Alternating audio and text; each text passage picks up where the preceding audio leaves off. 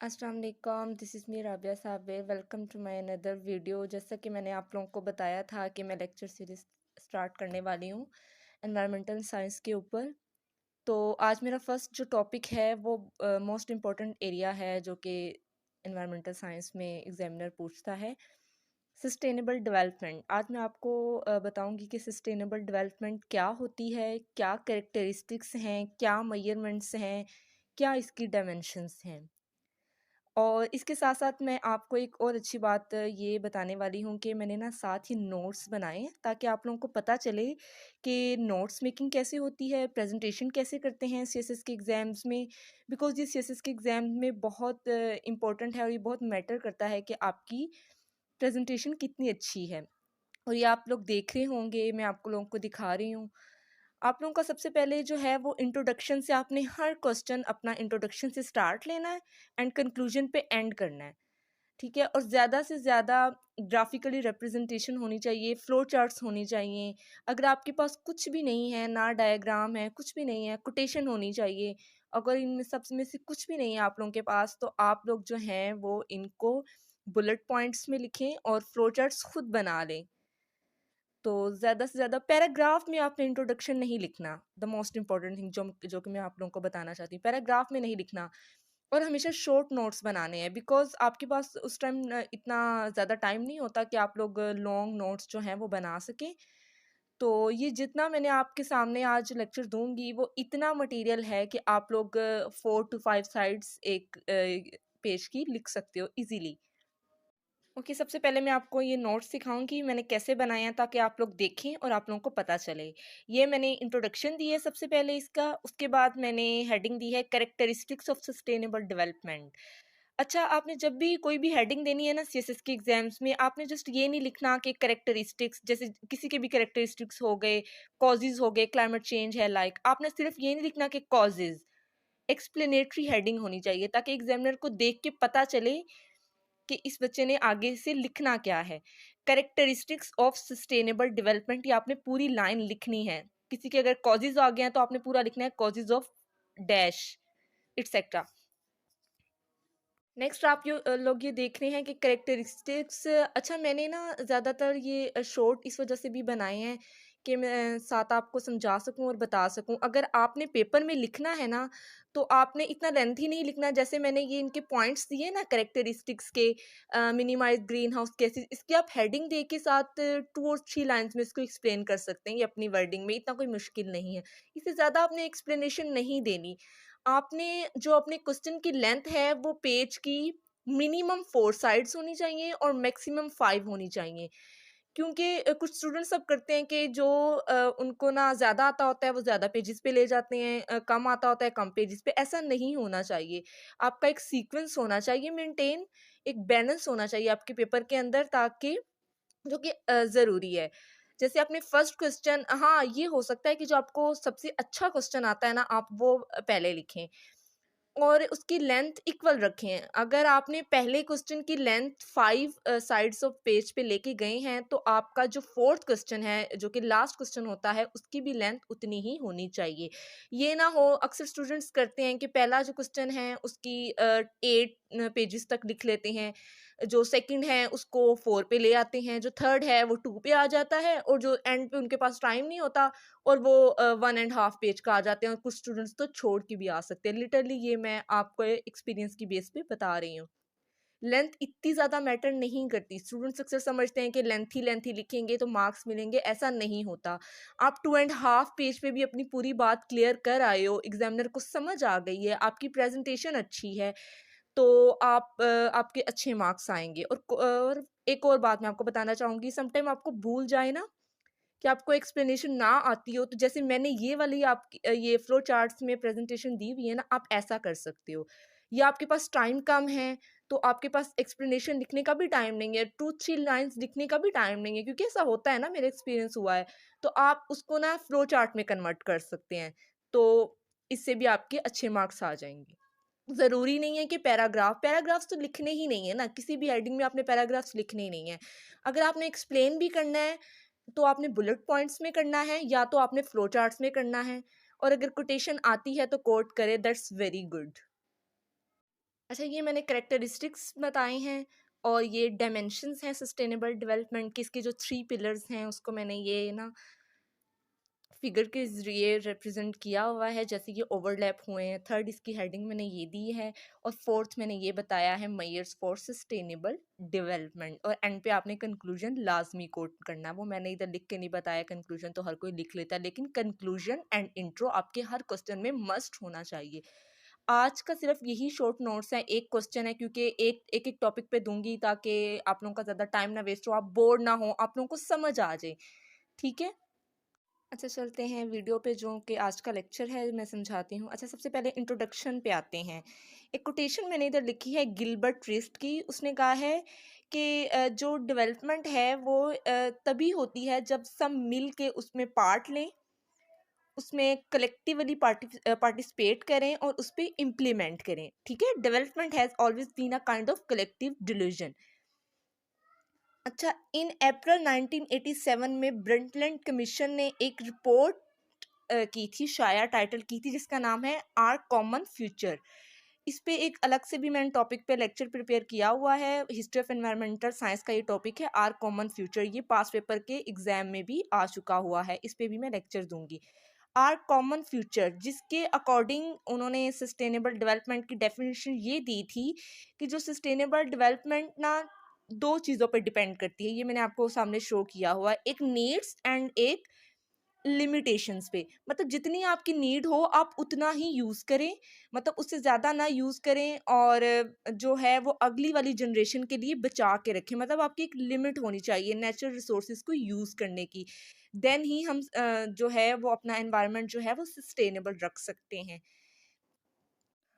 Okay, ये इसके जो करेक्टरिस्टिक्स हैं, मिनिमाइज ग्रीन हाउस गैसेस। अगर हम सस्टेनेबल डेवलपमेंट का एक ये भी फ़ायदा है कि ये ग्रीन हाउस को मिनिमाइज करती है, ग्लोबल वार्मिंग को रिड्यूस करती है। और कैसे रिड्यूस होती है, इसकी एग्जांपल ये है कि इलेक्ट्रिक व्हीकल्स को। अच्छा, जो इसके करेक्टरिस्टिक्स हैं सस्टेनेबल डेवलपमेंट के, पहले ये हैं कि ये इससे ग्रीन हाउस गैसेस जो हैं वो मिनिमाइज होती हैं और ग्लोबल वार्मिंग कम होती है। और ये कैसे कम होती है, फॉर इंस्टांस हम स्विच करते हैं अपनी व्हीकल्स को इलेक्ट्रिक और हाइब्रिड व्हीकल्स में, जिसकी वजह से जो ग्रीन हाउस गैसेस है उसको रिड्यूस किया जा सकता है।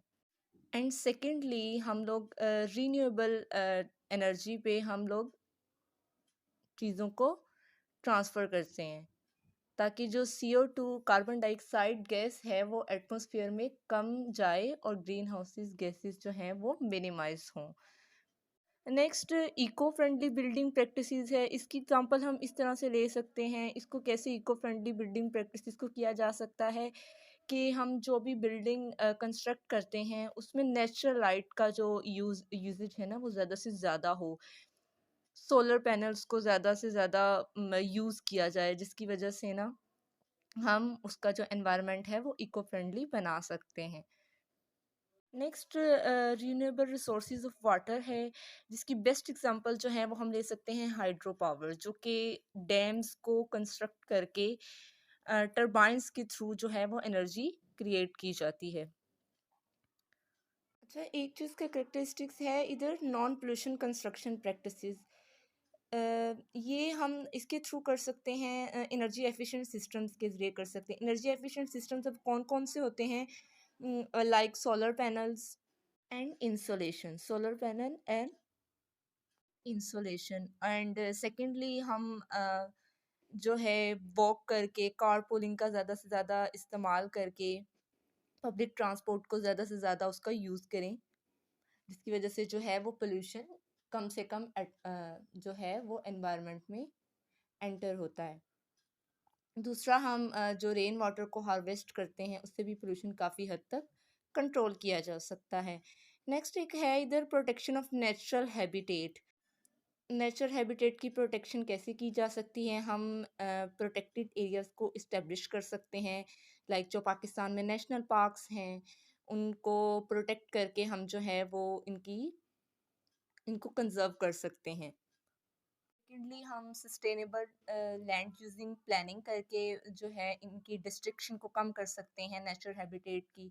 अब सस्टेनेबल लैंड यूज़ प्लानिंग कौन कौन सी होती हैं, इसमें पर्मा कल्चर आ जाता है, एग्रो फॉरेस्ट्री आ जाती है। तो इससे हम जो हैं वो इनकी हैबिटेट डिस्ट्रक्शन को रिड्यूस कर सकते हैं। लास्टली इको टूरिज्म, इसको भी हम प्रमोट करके जो है हम इसको कंजर्व कर सकते हैं। अच्छा, जो नेक्स्ट है वो है डायमेंशंस ऑफ सस्टेनेबल डेवलपमेंट। अच्छा, इसके 3 पिलर्स हैं। अक्सर इन 3 पिलर्स पे भी क्वेश्चन अलग से आ जाता होता है और इस पे मैं आपको अभी समझाऊंगी। वैसे तो मैंने इधर फिगर ही दी हुई है, वैसे मैं आपको समझाऊंगी। आई होप कि आप लोगों को समझ आ जाए और आप लोग नोट भी कर सकते हैं जो मैं बोलूँगी, बिकॉज इधर मैंने इतनी एक्सप्लेनेशन नहीं लिखी हुई। और अगर आपको ये पेपर में भी क्वेश्चन आता है तो सबसे पहले आप ये फिगर बनाएं। अच्छा, इसमें ना 3 पिलर्स हैं, एक है सोशल, एक है इकोनॉमिक, एक है एनवायरनमेंट। उन्होंने कहा है कि अगर इन 3 पिलर्स को हम बैलेंस करेंगे तो देन सस्टेनेबिलिटी जो है वो पॉसिबल है, अदरवाइज नहीं है। अच्छा, पहले हम देखते हैं कि इकोनॉमिक सस्टेनेबिलिटी में क्या-क्या चीज़ें आती हैं। इकोनॉमिक सस्टेनेबिलिटी ये कहती है कि जो भी डिसीजंस लिए जा रहे हैं ना, जो भी डिसीजन लिए जा रहे हैं, वो फिस्कली साउंड हो, मतलब वो इक्विटेबल हैं और फिस्कली साउंड वे में हो। मतलब उनकी लिमिट्स ना क्रॉस हों, उसके साथ हमारी जो जीडीपी ग्रोथ है वो भी बैलेंस रहे और लिमिट्स जो हैं वो हमारी बैलेंस रहे, एक्सीड ना करें। अब ये इकोनॉमिक सस्टेनेबिलिटी हम कैसे ना मेंटेन कर सकते हैं, इसकी क्या एग्जांपल्स हैं। फॉर एग्जांपल जो गवर्नमेंट को ना एक्शन लेना चाहिए हमारी लैंड यूज़ प्लानिंग के लिए, ग्रीन डेवलपमेंट उनको करनी चाहिए। ग्रीन डेवलपमेंट उनको करनी चाहिए। दूसरा, उनको जो है वो एजुकेशन पे, यूनिवर्सिटीज़ पे उनको फाइनेंशियली सपोर्ट करना चाहिए। मतलब जो यूनिवर्सिटीज़ हैं, एजुकेशन है, उनकी फाइनेंशियली जो है वो सपोर्ट करनी चाहिए। और उसके अलावा जो रिसर्च एंड डेवलपमेंट है उसको भी प्रमोट करना चाहिए, which is very important part of economic sustainability. जब ये सारी चीज़ें हो जाएंगी, इसके बाद जो इकोनॉमिक सस्टेनेबिलिटी है वो हमारी मेंटेन हो जाएगी। नेक्स्ट आती है कि सोशल सस्टेनेबिलिटी क्या होती है। अब सोशल सस्टेनेबिलिटी में हम जो आजकल इसके वो हम प्रॉब्लम्स देख रहे हैं, वो सोसाइटी में ये देख रहे हैं कि अनएम्प्लॉयमेंट है, पॉवर्टी है, और इसको जब हम मेंटेन करेंगे तो that is called social sustainability ना। इसमें हमें ये करना चाहिए, फॉर इंस्टांस के जो पुअर जनरेशन है उसको ज़्यादा से ज़्यादा कंट्रीब्यूट करना चाहिए। तब सबको इक्वल अपॉर्चुनिटीज़ देनी चाहिए एम्प्लॉयमेंट के लिए, ताकि कोई अनएम्प्लॉयमेंट का शिकार ना हो। इक्वल राइट्स देने चाहिए सोसाइटी में, और ज़्यादा से ज़्यादा जो है वो पूरर जनरेशन्स को कंट्रीब्यूट करना चाहिए, जिसकी वजह से हम अपनी सोशल सस्टेनेबिलिटी को मेंटेन कर सकते हैं। अच्छा, सेकेंडली जो बहुत इंपॉर्टेंट बात बताने लगी हूँ, हमारी जो सोशल सस्टेनेबिलिटी है ना वो 2 चीज़ों से ना मेंटेन हो सकती है। 2 टर्म्स, इधर मैं 2 टर्मिनोलॉजी यूज़ करूँगी। एक है इंट्रा जनरेशनल इक्विटी, इक्विटी मतलब बैलेंस, और एक इंटर जनरेशनल इक्विटी। अब मैं आपको बताऊँगी इंट्रा जनरेशनल इक्विटी क्या होती है और इंटर जनरेशनल इक्विटी क्या होती है। जो इंट्रा जनरेशनल इक्विटी होती है ना, ये होता है balance between the same generation. It means कि ये सेम जनरेशन का मतलब है टुडे, जिस जिस जनरेशन में हम रह रहे हैं, इसको मेंटेन करें। तो जो इंटर जनरेशन है ना, उसका ये मतलब है कि balance between the today generation and upcoming generation. मतलब आपने जो इस जनरेशन में जो हम रह रहे हैं उसमें भी ऐसी चीज़ें मेंटेन करनी है, ऐसी अपनी लिमिटेशंस रखनी है कि जो आजकल की जनरेशन है वो भी इससे फ़ायदा उठा सके, और जो आने वाली जनरेशन है वो भी इससे फ़ायदा उठा सके। मतलब long term benefits. Sustainable development की जो डेफिनेशन भी यही है ना, कि ऐसे नीड्स हों, ऐसी लिमिटेशंस हों, मेंटेन की जाएँ कि जो कि आजकल की जनरेशन के लिए भी बेनिफिशियल हो और आने वाली जनरेशन के लिए भी बेनिफिशियल हो। ये होती है सस्टेनेबिलिटी। तो जब हम इंटर जनरेशनल इक्विटी और इंट्रा जनरेशनल इक्विटी को बैलेंस करते हैं तो हमारी सोशल सस्टेनेबिलिटी मेंटेन होती है। Which is very important. And last इसका पिलर है एनवायरनमेंट। एनवायरनमेंट आपको पता है जहाँ हम रह रहे हैं, आसपास की जो भी हमारी नेचुरल रिसोर्सेज हैं, नेचुरल हैबिटेट हैं, जब तक हम उनको कंजर्व नहीं करेंगे, प्रोटेक्ट नहीं करेंगे, तो हमारी जो एनवायरमेंटल सस्टेनेबिलिटी है वो मेंटेन हो नहीं सकती। हमें हमें चाहिए कि जो हमारे नेचुरल रिसोर्सेज हैं, हम कैसे इसकी सस्टेनेबिलिटी जो है वो मेंटेन कर सकते हैं, बैलेंस कर सकते हैं। एनवायरमेंटल सस्टेनेबिलिटी कैसे बैलेंस कर सकते हैं, हम अपनी नेचुरल जो हैबिटेट है उनको कंजर्व करें, इको टूरिज्म को प्रमोट करें, और जो है हमारे जो नेचुरल रिसोर्सेज हैं उनको ओवर एक्सप्लॉइट मत करें। मतलब जितनी नीड है उतना ही उसका यूजेज होना चाहिए। मतलब हर चीज़ को एक लिमिट में रह के यूज़ करें, देन ही हम एनवायरमेंटल सस्टेनेबिलिटी को बैलेंस कर सकते हैं। और ये ओवरलैपिंग इसकी इस वजह से दिखाई हुई है, सपोज ये तीनों चीज़ें आपस में ओवरलैप करती हैं, सोशल, इकोनॉमिक एंड एनवायरनमेंट। अगर इन तीनों में से एक भी चीज़ मिस है तो हमारी सस्टेनेबिलिटी जो है वो बैलेंस नहीं हो सकती, मेंटेन नहीं हो सकती। इसमें मैंने ना एक ये प्रेजेंट किया हुआ है, सोशल प्लस इकोनॉमिक सस्टेनेबिलिटी। मतलब सोशल सस्टेनेबिलिटी है तो इसके साथ इकोनॉमिक सस्टेनेबिलिटी भी होनी चाहिए, तभी एक बैलेंस बरकरार रह सकता है। आगे उन्होंने बताया हुआ है कि सोशल प्लस एनवायरमेंटल सस्टेनेबिलिटी। अब सोशल सस्टेनेबिलिटी के साथ साथ जो एनवायरमेंटल सस्टेनेबिलिटी भी होनी चाहिए, तभी जो है वो सिचुएशन जो है वो बियरेबल हो सकती है। और नेक्स्ट उन्होंने बताया हुआ है कि इकोनॉमिक है, एनवायरमेंटल सस्टेनेबिलिटी, इकोनॉमिक के साथ वो एनवायरमेंटल सस्टेनेबिलिटी भी होनी चाहिए, जिसकी वजह से जो सिचुएशन है वो वायबल हो सकती है। ये उनकी ओवरलैपिंग सिखाई हुई थी, ये उनके थे पिलर्स। आई होप आप लोगों को समझ आ गई होगी। नेक्स्ट उन्होंने कहा है कि क्या मेजरमेंट्स हैं इस सस्टेनेबल डेवलपमेंट के लिए, मतलब हम इसको कैसे अचीव कर सकते हैं। वैसे तो बहुत सारे हैं, मैंने इधर 4 लिखे हैं पॉइंट्स में। सबसे पहले तो आपकी ना जो टेक्नोलॉजी है वो ऐसी होनी चाहिए कि जो जनरेशन है उसको लॉन्ग टर्म अच्छा, सस्टेनेबिलिटी में एक बात याद रखिएगा, आपने कहीं भी सस्टेनेबिलिटी अचीव करनी है ना, उसको ऐसे तरीके से आपने डिसीजन लेने हैं, चाहे वो सोशल लाइफ में ले रहे हैं, एनवायरनमेंट में ले रहे हैं, इकोनॉमिक में ले रहे हैं, वो लॉन्ग टर्म बेनिफिट्स आपने देखने, शॉर्ट टर्म बेनिफिट्स नहीं आपने देखने। क्योंकि लॉन्ग टर्म बेनिफिट्स हों तो देन सस्टेनेबिलिटी। तो टेक्नोलॉजी भी ऐसी होनी चाहिए कि जो लॉन्ग टर्म बेनिफिट्स, उन्होंने आगे मैंने एरो लिखा हुआ है इस वजह से कि design with nature. Design with nature का ये मतलब है कि इसको नेचुरल रिसोर्सेज के साथ लिंक करना चाहिए। मतलब हम नेचुरल रिसोर्सेज को कैसे यूज़ करके जो अपनी सस्टेनेबिलिटी है वो मेंटेन कर सकते हैं।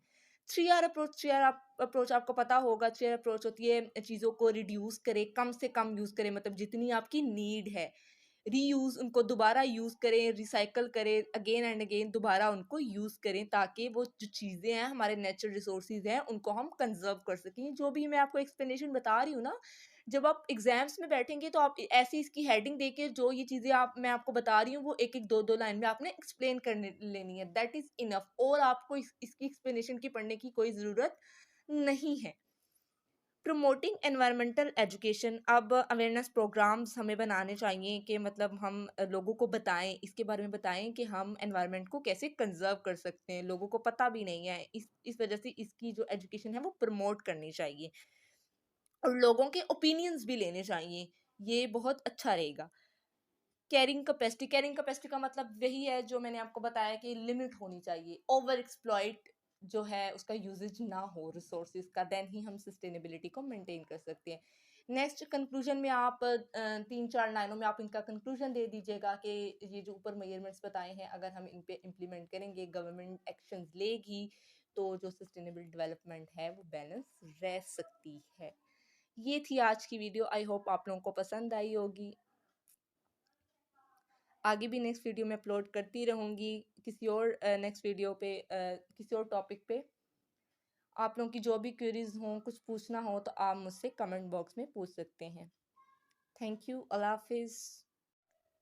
अस्सलाम वालेकुम, this is me Rabia Sabir, welcome to my another video. जैसा कि मैंने आप लोगों को बताया था कि मैं लेक्चर सीरीज़ स्टार्ट करने वाली हूँ एनवायरमेंटल साइंस के ऊपर।